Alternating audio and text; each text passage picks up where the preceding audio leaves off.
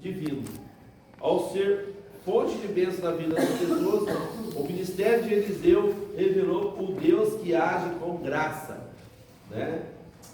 Alguém pode ler para nós 2 Reis 38, 2 Reis 4, versículo 38 ao 44? Lê para nós, Hugo, por gentileza. O Evangelista 1. 38, ó. Ao 44.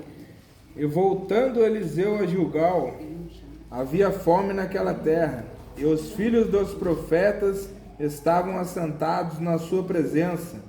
E disse ao seu moço: põe a panela grande no fogo, e faze um caldo de ervas para os filhos dos profetas. Então um deles saiu ao campo a apanhar ervas e achou uma trepadeira, e colheu dela, e enchendo a sua capa de frutas amargas, então veio e as cortou na panela do caldo, porque não as conhecia. Assim deram de comer para os homens. E sucedeu que, comendo eles daquele caldo, clamaram e disseram: homem de Deus, há morte na panela. Não puderam comer. Porém ele disse: trazei farinha. E deitou-a na panela e disse: dai de comer ao povo. E já não havia nenhum mal na panela. E um homem veio de Baal Salisa e trouxe ao homem de Deus pães das primícias, 20 pães de cevada e espigas verdes na sua palha, e disse: dá ao povo para que coma. Porém seu servo disse: como hei de pôr isto diante de 100 homens? E disse ele: dá ao povo para que coma, porque assim diz o Senhor: comerão e sobejará. Então os serviu e comeram, e ainda sobrou, conforme a palavra do Senhor. Então olha, meus irmãos, o ministério de Elias foi marcado com fogo. Desça fogo do céu, né? Fez o desafio lá do altar, no Monte Carmelo, caiu fogo, a resposta de Deus com fogo. O de Eliseu já foi diferente. Já foi uma resposta através de provisão, de multiplicação, né? De providência divina, de milagre, né? Ele não jogou as ervas fora, ele apenas colocou a farinha. Ele não jogou fora, houve um milagre, né? Se você souber que tem um veneno na panela, você come? Nem com farinha de milho dá para comer. Se tem veneno, nem a farinha de milho corta. Eu acho que ele colocou farinha de mandioca, pastor.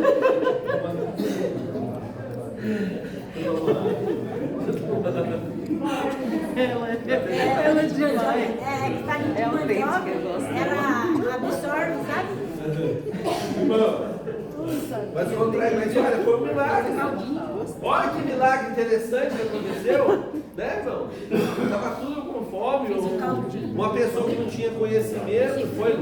Um rapaz que não tinha conhecimento, a pessoa que não tinha conhecimento foi lá colher ervas no campo, mas colheu ervas venenosas, né? E com milagre, houve um milagre naquele momento, Deus usando a vida de Eliseu, né?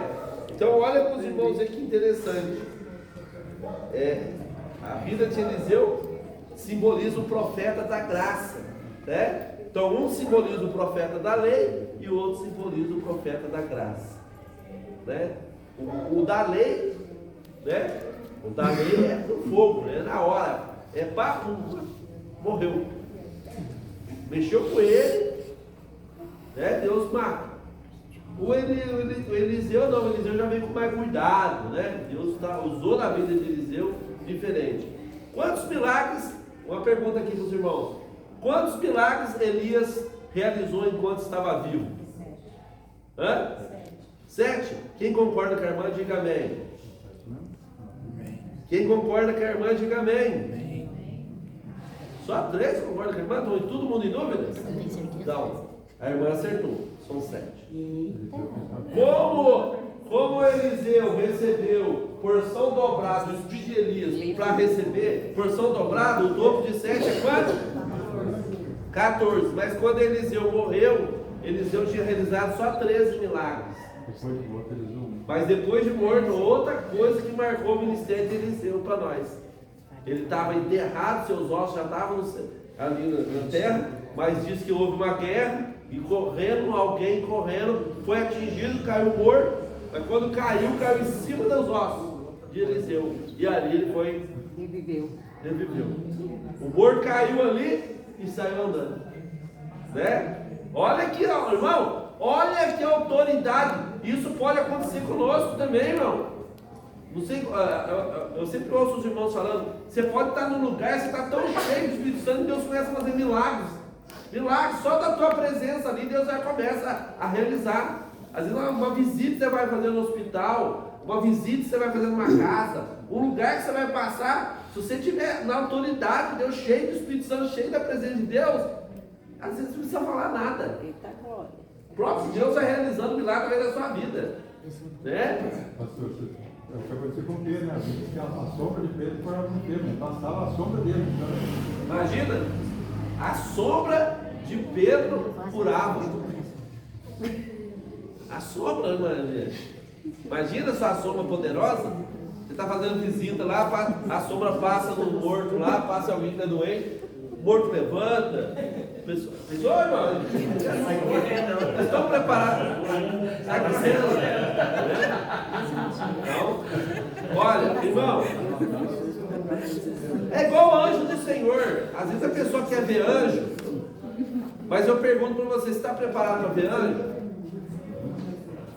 Porque o anjo, se você vê um serafim, é capaz de você achar que é um extraterrestre. Entendeu? Mas você fica assustado. Você vai achar que é do inimigo. Você vai achar que é a força do inimigo, porque não é da maneira que a gente pensa. Não é da formosura que a gente pensa. Entendeu? Eu já vi anjo do tamanho de um prédio. Em cima do monte orando eu vi o tamanho de um prédio. Mas também já vi uma potestade maligna do tamanho de um prédio. Em cabeça, eu vi uma potestade uma vez que dominava um lugar de tráfego, que era do tamanho de um prédio, a cabeça parecia uma cabeça de galinha. Uma cabeça, parecia uma cabeça de um galo, um bicho estranho. Eu vi com o olho nu assim, ó. Não via a olho no espiritual, não via assim, em cima do monte. Eu já vi três demônios passando perto da gente e os irmãos achando que era tudo anjo do Senhor. Demônios de branco. Viram no meio do monte e alguém fala assim, tem gente vindo ali. Está vindo mesmo, são 3. E os 3 passaram no meio da gente. Passaram no meio da gente. E você sentir aquele arrepio demoníaco, aquele negócio satânico. O céu fechou, ficou tudo preto. E alguém fala assim, vamos embora porque Deus está falando para nós ir embora. Não é para nós estar aqui não. Vamos embora, já acabou o momento nosso aqui.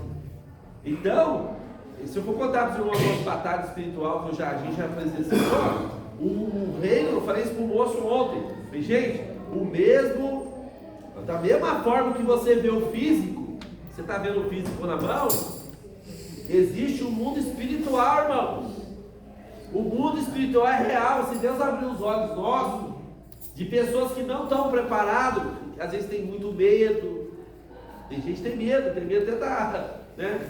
de tudo, mas a pessoa não está preparada, ela vê coisas que ela vai ficar perturbada, assustada. Então, Deus não revela para todo mundo, Ele só revela com um propósito, tá? Então você pode às vezes entrar no lar e Deus mostrar as coisas do lar. O que está no lar? Você vê com o seu olho, você vê vulto. Eu já vi vulto, eu já vi porta bater, porta fechar. Já vi coisas assim, demônios pegaram em animal. Um dia eu mandei um demônio mirim sair de casa, da minha casa. Ele saiu da minha casa, atravessou a porta, tudo fechado. Atravessou o portão fechado, atravessou o rio e entrou na vaca. E a vaca praticamente se suicidou do outro lado do campo. Tadinha. Tomou a vaca. Por causa de o quê? Por causa de um boneco da Magali que a minha filha ganhou do padrinho dela lá, de alguém que gosta dela, que é da igreja, não tem muita noção. Ela ganhou e eu coloquei aqui a buta da Magali lá lá dentro do quarto dela, e na maior inocência. Enquanto eu estava no monte orando, a minha menina estava levando açoitada, sendo açoitada com 1 ano, não tinha nem 1 ano de idade, tá sendo açoitada no berço. Ela está apavorada com a mãe dela lá. Pastor, Magali é da turma da Mônica? Ele combatia a idolatria, né? Acabe foi atrás, né? Acabe chorão pra caramba, a mulher dele, Jezabel, mandava nele, né? E ordenava a mulher dele, falou assim, ó, nesse mesmo horário que ele arrebentou com todos os profetas e matou, amanhã eu vou matar ele. E aí Elias, irmãos, fugiu de uma mulher, porque ele estava cansado. Só que a Jezabel não era qualquer mulher, era uma mulher diabólica. Não é qualquer mulher, era uma mulher satânica, uma mulher que matava os profetas. E Elias caiu nessa agonia, né? Porque ele tinha batalhado muito, irmão. Isso que eu falo para os irmãos. Quando você vai ter uma batalha espiritual, não jejua. Você vai expulsar demônio de alguém, ou vai numa casa fazer um trabalho de libertação, não jejua naquele dia. Come bastante com a carne vermelha. Como assim? Não é o contrário? Proteja, Sério? não jejua. Porque você vai estar debilitado fisicamente e você vai receber uma carga tão negativa que você não vai dar conta do recado. Então come uma feijoada para ir lá. Espiritual, da onde eu pastoreava, eu fazia um mapa espiritual do lugar. Eu colocava no mapa quantos prostíbulos tinha, quantos pontos de droga tinha, quantos lugares assim, bares que vendiam muita bebida, que tinha muita. Então a gente colocava, e ali a gente já tinha mais ou menos uma noção de qual espírito maligno que estava agindo naquele lugar. Aquele lugar. Foi uma monte, estava eu, o Edivaldo, que é diácono aqui, o Luiz Henrique, estava no monte. Daqui a pouco começamos a orar. Aí daqui a pouco veio aquela batalha espiritual tão forte, mas tão forte, que parecia que tinha um boi atrás da gente brotando assim, ó.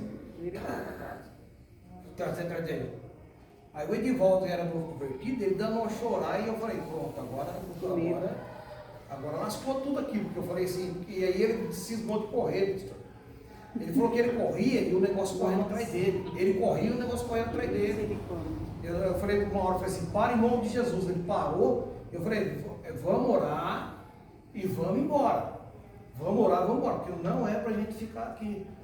Não é pra gente ficar aqui. Às vezes a pessoa olha assim, é muito sério. Quando eu dirigi a igreja aqui, um trabalho dessa igreja aqui, lá ali em frente ao cemitério, do lado do cemitério, do lado do cemitério, então, era uma batalha geral. Todo dia, era 10, 15 pessoas caindo endemoniadas. Eram pessoas assim, que se olhavam assim, que rosnava igual cachorro no chão, entendeu? Então a pessoa pensa que enfrentar um demônio, acha que ele acha que por ele vai, meu Deus, o sangue de Jesus tem poder. É uma batalha tão grande, mas tão forte, que se a pessoa, no outro dia, a pessoa levanta assim, ó, se ela não tiver assim, ela sente tanta fraqueza. Por isso que quando o pastor falou de você se alimentar com carne, isso eu aprendi no Evangelho Quadrangular com o pastor Geni. Você vai num lugar, você não jejua, porque se você jejuar, você está lascado. O pastor Zé Fiaro nos ensinou isso também, era um grande homem de Deus. Entenda bem, ensinava isso pra gente. Então, são coisas que a gente vê. Você está entendendo? São coisas que a gente participou. Entendeu? O pastor Zé Fiaro estava aqui, uma vez o pastor Zé Fiaro saiu andando no correio dentro da igreja, correndo atrás do anjo, para pegar o anjo. Não lembro disso aí, quem caiu no chão aqui, porque ele queria pegar o anjo. Então, são dons que muitas vezes a pessoa acha que Deus fala assim, eu vou ver o anjo. A pessoa, de repente, o mundo espiritual não é esse mundo que a gente está vendo. É algo muito profundo. Entendeu? Se for sensível ao espiritual, irmão, você vê coisa que você não achava que existia. Você achava que era uma coisa normal, que estava acontecendo coisa da vida, mas não é coisa da vida. Não é. Pastor, eu acho que para ir no monte, a pessoa tem que estar preparada. Não pode ir qualquer pessoa no monte. Eu ia falar isso, ó. Porque a pessoa vai nessas reuniãozinhas que a turma faz aí, eles pagam maior risco, se a pessoa não estiver preparada lá, já toma lá, a pessoa não consegue fazer nada, não. Para ir no monte tem que estar preparado. Não é chegar aqui, é bom no monte, aí aquela rodinha leve, não é assim. Irmãos, eu acho o seguinte, que olha, é muito sério você ir orar no monte. É uma coisa muito séria. O monte não pode ser banalizado. Vai num monte de gente desconcertada, gente que não está conversando com o outro, que não quer muito papo com não sei quem, e vai para o monte como se tivesse tudo normal. O monte é um lugar espiritual e você pode morrer lá. Eu já vi gente que desceu do monte no caixão. Lá em Cruzeiro, desceu no monte no caixão, subiu e não desceu com vida. Tiveram que mandar o SAMU lá buscar ele. Então, mas uma vez a gente foi, os jovens foram, mas eles primeiro fazem tipo uma pré-vigília, né? Pra subir, não subiu ninguém. Não deixou subir ninguém. Então é muito sério. Eu vou ser sério com os irmãos. E eu não gosto tem coisa que eu não gosto de fazer com muita gente. Eu gosto de fazer no dedo. Por quê? Porque aí dá para você ter uma ideia. Você pegar no laço, como o irmão está falando, jogar todo mundo e levar, porque o monte é um negócio muito sério, né? Não é que lá tem mais poder, é por causa da batalha espiritual. Na igreja, uma coisa muito séria, né? Porque é sério. Nós estamos aqui, nós estamos uma guerra. Por exemplo, eu preguei na Santa Sé, os irmãos não sabem como é que eu cheguei em casa. Eu cheguei como se eu tivesse levado uma surra. Eu falei, minha mulher, está doendo todos os ossos do meu corpo, está doendo tudo, doendo. Eu sentei e falei, meu Deus, foi Deus. Mas eu senti a batalha da igreja, você sente a batalha. Você vê que o povo está recebendo, mas existe uma guerra para chegar no coração do povo. Entendeu? Que é uma batalha. Aí eu falei para minha mulher, olha, eu preciso descansar. Eu preciso esticar a perna, eu preciso dar uma relaxada, porque eu já sei como é que é o negócio. Né? E eu já outra coisa muito séria, é quando Deus manda eu falar alguma coisa na igreja, ou falar para alguém no particular, e eu levo para casa. Depois, irmão, eu fico doente. Eu recebo aquele lembrete. Ó, deve ter falado com o Manuel, você não falou. Então, tem que tomar cuidado. Então, se Deus mandou eu falar com o Manuel, nem se eu estiver falando coisa que eu nem tenho entendimento, eu falo, Deus, eu nem sei o que eu estou falando, mas eu vou falar para ele, está mandando falar. Fala com o Manuel, Deus está mandando. De Deus aceita. Então, Deus está mandando falar com o Manuel. Entendeu? Eu falo para os irmãos porque é muito sério. As coisas de Deus é séria. Assim, quando a gente estava na época do presidente Galvão, a gente sempre vinha no monte, sabe? Fazer bastante campanha lá no irmão Cristina, no bicho lá. Aí chegou um dia lá que ele levou um abençoado lá, só que ele não estava nem sabendo. Não sei o que aconteceu lá no monte lá. Não é que o abençoado estava com o revólver dentro do carro, catei ele lá no carro, lá tirou os dois lá no monte.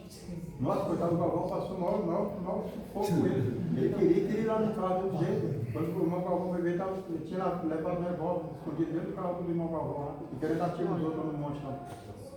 Já não era, você vê, já não era ele, era algum espírito que tomou ele, né? Porque o Espírito de Deus não leva você a fazer um negócio desse, não é mesmo? Mas então aqui, ó, trazendo para os irmãos um pouquinho espiritual, Eliseu e Elias eram homens de Deus. Agora o terceiro tópico é a mensagem de Elias e Eliseu. No período em que eles viveram, ser profeta era desafiador, em um cenário em que a maioria dos governantes queriam distância do ungido do Senhor. Queriam distância do ungido do Senhor. Ignoravam seus avisos, desprezavam suas demonstrações, seus ensinos, né? Foi nesse contexto que Deus levantou esse valoroso ungido para denunciar o pecado, denunciar o juízo e mostrar a Israel o caminho da restauração espiritual. Irmão, hoje não existe profeta mais. Existe o dom de profetizar, que é o dom do Espírito Santo. Mas o profeta, o último, foi João Batista. Verdade. Não tem mais. Tá? A função de profeta, né? O profeta, onde ele entrava, né? Ele recebia de Deus para entregar para o povo. Ele sofria muito. Profeta na Bíblia, de Jeremias, de Isaías, são pessoas que sofreram muito na Bíblia.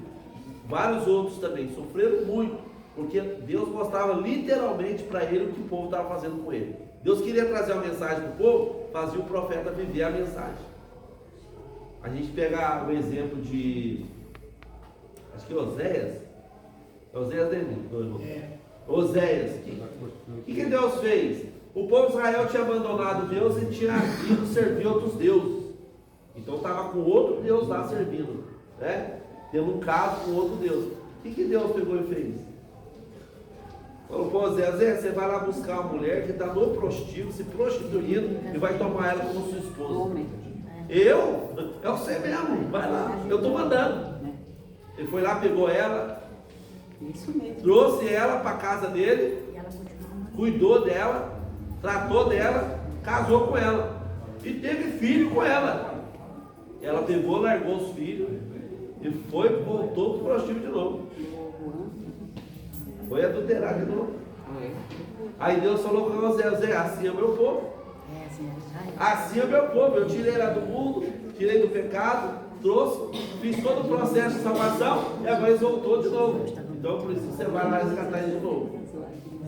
Então Deus não era um cargo muito, um cargo de estudar criador, tinha que ser escolhido de Deus mesmo. Viu? O profeta naquela época tinha que ser escolhido de Deus, mesmo que ele ia passar no funil, né? E você pega Isaías, que foi encerrado no meio, né? Então, o profeta Isaías foi encerrado no meio. Morreu encerrado no meio. Não morreu com clamor, não, irmão. Viu? Então a gente tem que tomar esse cuidado e esse entendimento. Isso aqui é para o nosso conhecimento bíblico, tá bom? As coisas de Deus é séria, né? As coisas de Deus não é brincadeira. Vamos lá. O movimento profético. O profetismo foi um movimento que marcou toda a nação de Israel. Um fenômeno, um único grande importância para a história do judaísmo. O termo Nabi é a expressão hebraica comumente utilizada para se referir ao profeta. A origem desse vocábulo é incerta, seu significado, porém, é mais preciso. Tem a ver ser um porta-voz de Deus. O profeta era a boca de Deus. Por isso sempre utilizava a expressão: assim diz o Senhor. Assim diz o Senhor. E sempre usava essa expressão: assim diz o Senhor. Era uma marca de dizer: eu sou só o porta-voz de Deus. Eu estou passando para vocês o que Deus está mandando eu passar. Tá? Então essa palavra, assim diz o Senhor, é muito séria. Né? Porque pode ser que uma pessoa queira misericórdia, se ele entrar nesse pensamento, né, de falar alguma coisa que Deus não mandou ele falar. Eu fui pregar sexta-feira na igreja lá em Cruzeiro, a igreja estava cheia. E eu subi no púlpito e falei assim: Deus, e agora? Esse povaréu aí, esperando, aguardando, o que eu faço, Senhor? O que eu faço? Aí eu peguei e falei assim: Deus, eu vou esvaziar minha mente e o meu coração. E o que o Senhor transmitir na hora da mensagem, eu vou passar para o outro. Aí eu vou esvaziar. Assim. Eu entrei nesse processo até chegar a hora de pregar. Para quando chegar na hora de pregar, você ter certeza que Deus está falando. Você não ficar com aquele negócio: será que é da minha cabeça? Se você falar que será que é da minha cabeça, você já coloca dúvida. Colocou dúvida, como é que você vai? Não tem condição, né? Você firmar uma coisa com certeza. Então, esse é o cuidado. A origem do movimento profético em Israel estava diretamente relacionada. Vamos falar sobre monarquia e profetismo. A instituição da monarquia em uma época anterior, há relatos na escritura de atuação dos profetas. Né? Dê para nós Juízes 6 e 11, para nós, um irmão aí, Juízes capítulo 6, versículo 11. Todavia, como movimento que teve organicidade, o profetismo esteve diretamente ligado ao estado monárquico. Diante da corrupção moral e do pecado dos reis, Deus levantou valorosos servos para denunciar a injustiça e a idolatria e convocar o povo à conversão. A Bíblia apresenta profetas que foram camponeses, como Elias, Amós e Miqueias. Eram homens da roça. Outros que viveram nas capitais e nos palácios, como Isaías, Oséias e Abacuque. Aqueles que oriundo de família sacerdotal, como Jeremias e Ezequiel. Então Deus chamou tanto lá da roça, tanto da cidade e também aqueles que eram de famílias nobres, né? Já eram de famílias. Então Deus ele mesclou, né? Não tem uma regra de chamar uma pessoa só de uma situação, não. Ele chama você, os que são pobres, são ricos, né? Os que eram lá na roça, que não tinha muita leitura, mas estava lá e Deus levantou para falar. Pode ler para nós quem achou? É bom em língua. Língua estranha. Alguém achou? Juízes 6:11? Lê para nós quem achou.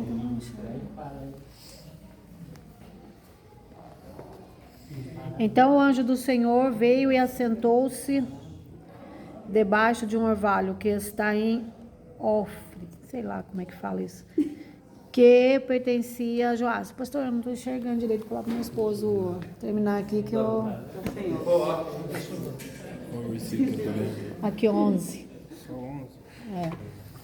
Então o anjo do Senhor veio e assentou-se debaixo do carvalho que está em Ofra, que pertencia a Joás, a Biesrita, e Gideão, seu filho, estava malhando o trigo no lagar, para o salvar dos midianitas. Então, olha que Deus se manifestava, né? Trazia uma palavra profética, trazia uma palavra, ele mesmo fazia isso, né? Era uma teofania de Deus, mas também usava os profetas daquela época, também, quando ele levantava os profetas para falar, para se direcionar. A pedagogia dos milagres. Nós não termina essa aula hoje. Tá bom? O diferencial que marcou o ministério de Elias e Eliseu é que eles não escreveram nenhum livro da Bíblia. Então volta a falar, Elias e Eliseu não escreveu nenhum livro da Bíblia. Por mais importante que eles foram, por mais importância que eles têm para a Bíblia Sagrada, eles não escreveram, eles não eram escritores. Contudo, ambos deixaram um legado ministerial e uma mensagem que revela o poder e a grandeza de Deus. A mensagem desses valorosos servos do Senhor está nos milagres que realizaram. São seus feitos que revelam a mensagem profética.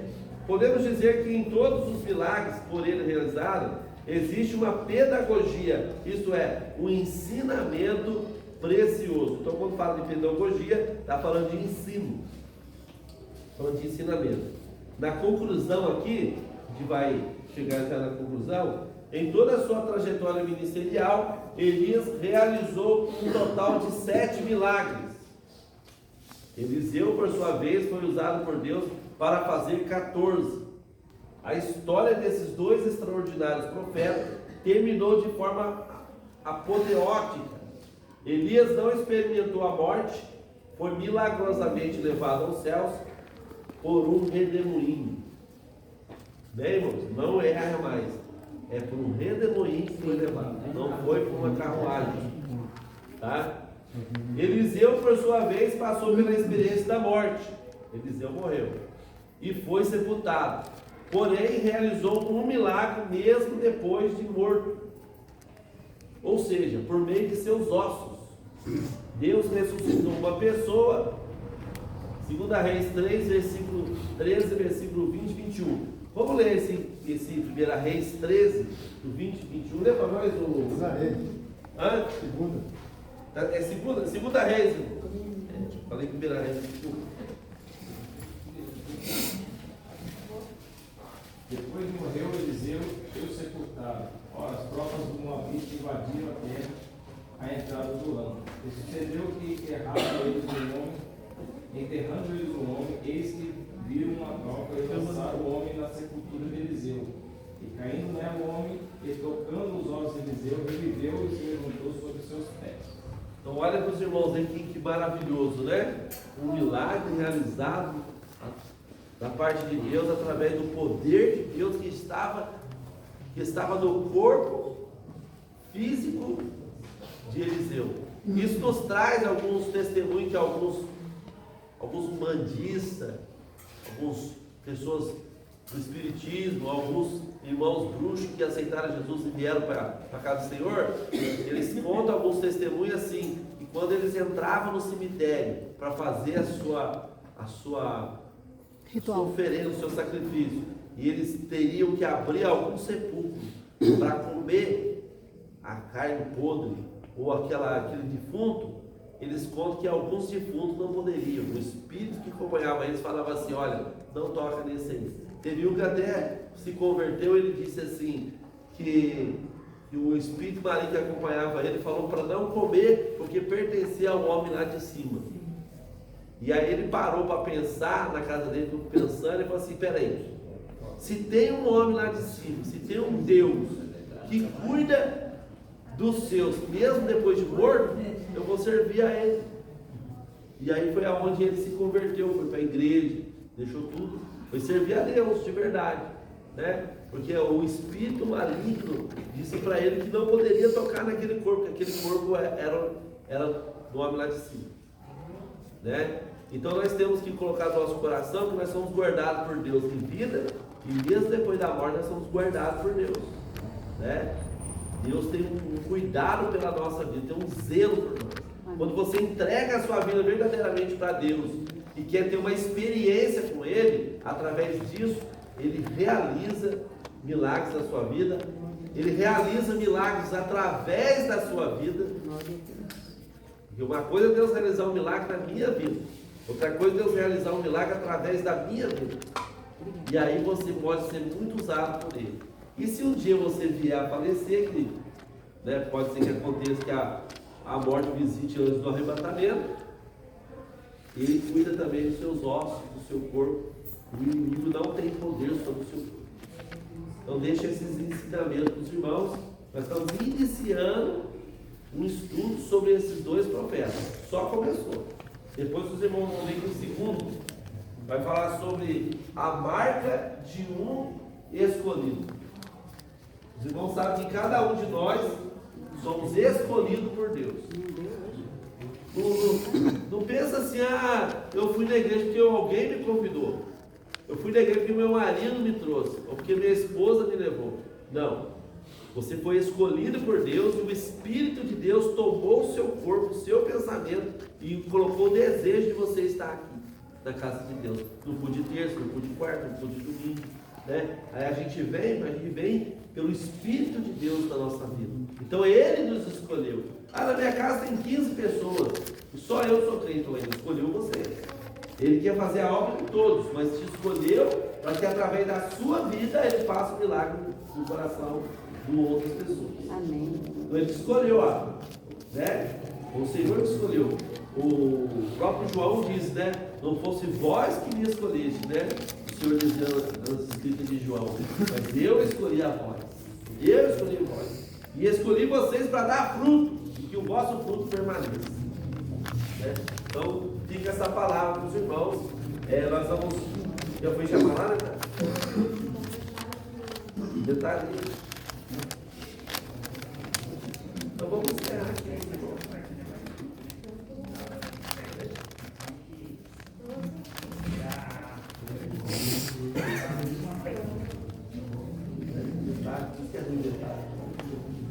Se eu for entrar em outra lição aqui, meus queridos, aí a gente fica devendo também para os irmãos. Já são 20, né? Hoje nós vamos fazer o seguinte, então. Hoje a gente vai encerrar aqui e os irmãos vai ter um ensaio deles aí, se eles quiserem fazer um ensaio.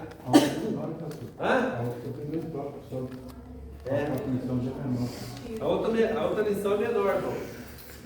Viu? Então nós vamos encerrar aqui. Depois a gente trazer a nossa irmã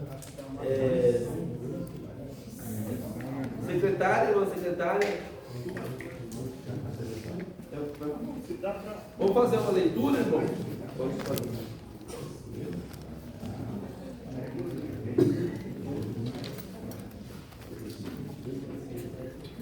João 20, versículo 31. Vamos fazer uma leitura de João 20, abre aí. João 20, 31.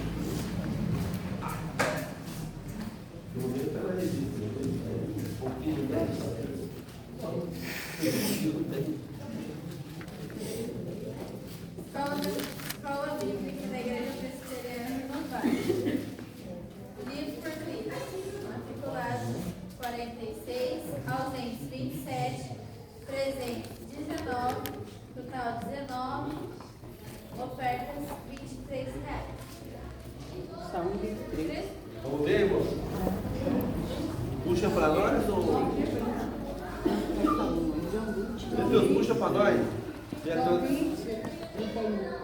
20, versículo 31.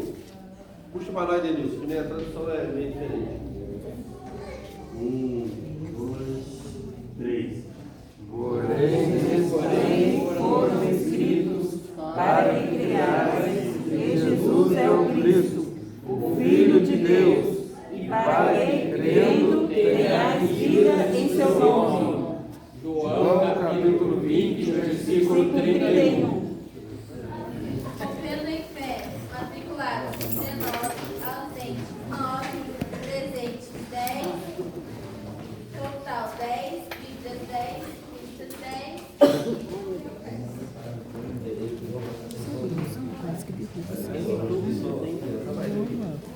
Geração eleita, matriculados 11, ausente 7, presente 4, total 4, ofertas 1.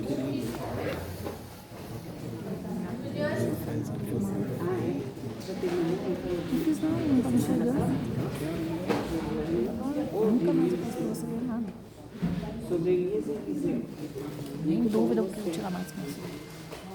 1, 2, 3.